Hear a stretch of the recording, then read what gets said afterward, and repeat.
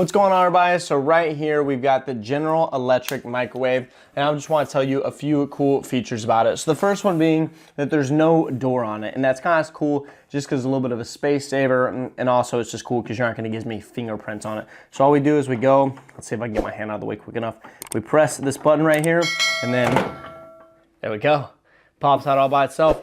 But if you open it correctly and being agile, there we go. Opens all the way for you right there. And so we got a bunch of cool stuff right here just telling us how long to actually cook things for. We've got all of the presets right here for us, and then we've got a timer, clock, sound, so we can actually turn the sound off, and then we've got to add a 30-second button. And then yeah, so this thing is honestly just really compact. If you don't have a ton of counter space, then I think that this microwave will be absolutely perfect for you, honestly.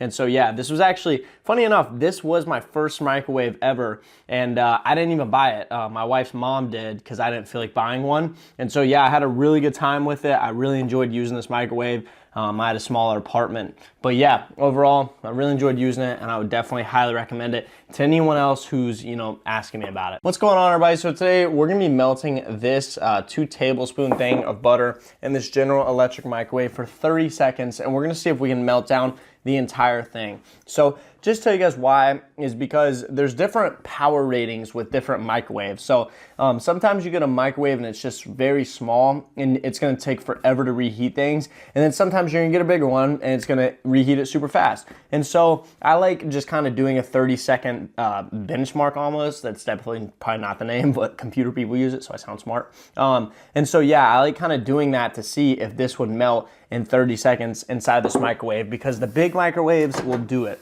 And so I really like to just test it out on our microwaves just to see kind of if it can melt the whole thing, and if not, how long or how much can it do within 30 seconds. So we're just gonna hit the add 30 seconds button right here, and there we go. We're going for 30 seconds already. And as you guys just saw, this microwave doesn't actually have a handle or anything like that. You just press that button, and that is something that I really do enjoy about it. And it's just a really nice compact microwave just to go and sit on your counter if you don't have a ton of counter space.